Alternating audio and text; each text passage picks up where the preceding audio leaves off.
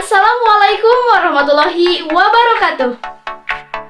Perkenalkan, kami dari kelompok 4 di mata kuliah Bimbingan Penulisan Karya Ilmiah yang akan mempresentasikan mengenai karya tulis ilmiah part 1. Sebelum kami masuk kepada pembahasan yang lebih lanjut, izinkanlah kami memperkenalkan diri terlebih dahulu. Pertama, saya Risma Novia. Kedua, Maulana Abdul Aziz. Ketiga, Siti Nurjamilah. Keempat, Fitri Rahmawati. Kelima, Ibu Siti Maskanah. Keenam, Muhammad Iqbal Maulana. Dan ketujuh, Muhammad Wildan Fadilah. Adapun dalam kelompok kami ini ada 5 pembahasan. Yang pertama, pengertian karya tulis ilmiah. Kedua, landasan filosofis karya tulis ilmiah. Ketiga, karakteristik karya tulis ilmiah. Keempat, jenis-jenis karya tulis ilmiah. Dan kelima, tujuan dan manfaat karya tulis ilmiah. Tentang pengertian karya tulis ilmiah. Karya tulis ilmiah merupakan sebuah karya yang dihasilkan dari kegiatan menulis dengan menggunakan penerapan kaidah ilmiah, mengutamakan aspek rasionalitas, mengusung permasalahan yang bersifat objektif serta faktual. Sedangkan penulis mengutip dalam buku penulisan karya tulis ilmiah yang ditulis oleh Agus Pratomo Andi Widodo MPD 2018 bahwa karya ilmiah terdiri dari 2 kata, yaitu karya dan ilmiah. Karya menurut Kamus Besar Bahasa Indonesia adalah pekerjaan, hasil perbuatan, buatan, ciptaan, terutama hasil karang. Sedangkan ilmiah adalah bersifat ilmu dan secara ilmu pengetahuan, memenuhi syarat atau kaidah ilmu pengetahuan. Ilmiah diartikan sebagai hal yang berlandaskan kepada ilmu pengetahuan. Dalam membuat sesuatu yang bersifat ilmiah, seseorang harus memiliki landasan yang kuat atau dikenal dengan istilah teori. Karya ilmiah adalah hasil penuangan data lapangan ke dalam bentuk karangan dengan mengikuti aturan atau metode ilmu pengetahuan, sehingga menghasilkan informasi yang dapat didiskusikan dan disebarluaskan pada masyarakat, serta didokumentasikan di perpustakaan. Mengenai landasan filosofis karya tulis ilmiah. Landasan-landasan pendidikan dan pembelajaran adalah asumsi atau gagasan, keyakinan, prinsip yang dijadikan titik tolak atau pijakan dalam rangka berpikir atau melakukan praktik pendidikan dan pembelajaran. Landasan-landasan pendidikan meliputi landasan-landasan historis, filosofis, politik, ekonomi, psikologis, sosiologis, antropologis, dan komparatif. Adapun landasan filosofis karya tulis ilmiah melibatkan beberapa prinsip filosofis yang mendasari pendekatan ilmiah dalam penulisan.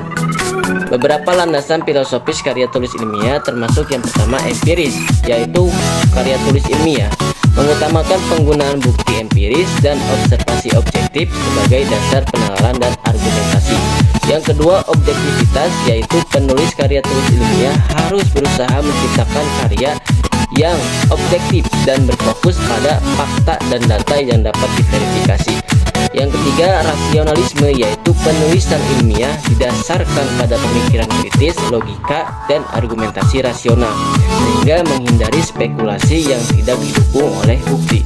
Yang keempat, sistematika, yaitu karya tulis ilmiah mengikuti struktur yang jelas seperti pengenalan, metode penelitian, hasil, analisis, dan kesimpulan untuk memudahkan pemahaman dan replikasi. Yang kelima, akuntabilitas, yaitu landasan filosofis karya tulis ilmiah mencakup prinsip tanggung jawab terhadap pembaca dan komunitas ilmiah, sehingga penulis wajib memberikan referensi dan sumber informasi yang digunakan. Dan yang terakhir, kritik terhadap pengetahuan, yaitu karya tulis ilmiah mendorong pengembangan pengetahuan dengan mengajukan pertanyaan, meragukan konsep yang ada, dan mencari pemahaman yang lebih dalam. Mengenai karakteristik karya tulis ilmiah yang dikutip dari buku penulisan karya tulis ilmiah yang ditulis oleh Agus Pratomo, bahwasanya karakteristik karya tulis ilmiah ada beberapa poin, diantaranya: 1. Dalam pembahasan masalah merujuk pada teori landasan berpikir. 2. Lugas, dalam artian tidak emosional, bermakna tunggal, tidak menimbulkan interpretasi lain. 3. Logis, yang mana disusun berdasarkan urutan penjelasan yang konsisten. 4. Efektif seperti ringkas dan padat. 5. Efisiensi yang dalam artian menggunakan kata atau kalimat yang penting dan mudah untuk dipahami. Yang keenam, objek berdasarkan fakta, baik informasi yang disampaikan yang berbentuk kerangka ilmiah, selalu apa adanya dan konkret. Dan yang terakhir, sistematis, baik dalam penulisan ataupun pembahasan. Jenis-jenis karya tulis ilmiah. Adapun jenis-jenis karya tulis ilmiah adalah sebagai berikut. Yang pertama yaitu skripsi, tesis, dan disertasi. Skripsi, tesis, dan disertasi merupakan karya tulis ilmiah dalam suatu bidang studi yang ditulis oleh mahasiswa di akhir studinya. Skripsi untuk program sarjana S1, tesis untuk program magister atau S2, dan disertasi untuk program doktor atau S3. Yang kedua yaitu artikel ilmiah.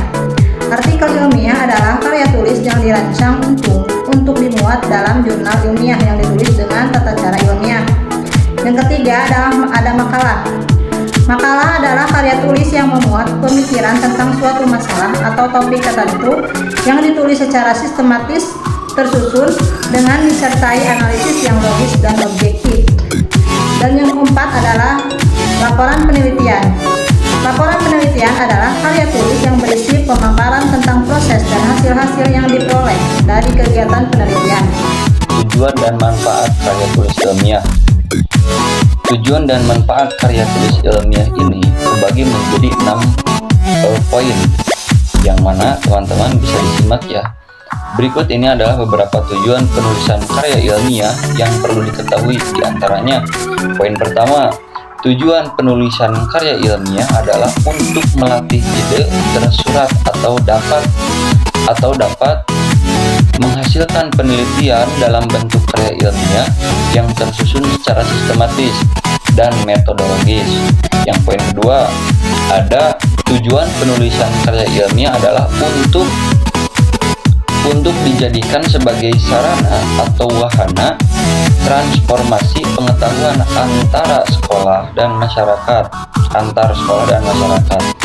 Poin ketiga, di sini poin ketiga ada tujuan penulisan karya ilmiah adalah untuk foster etos ilmiah di kalangan siswa sampai mahasiswa, sehingga tidak hanya menjadi seorang konsumen pengetahuan, tetapi mampu menjadi produser, berpikir, dan menulis di bidang ilmu pengetahuan.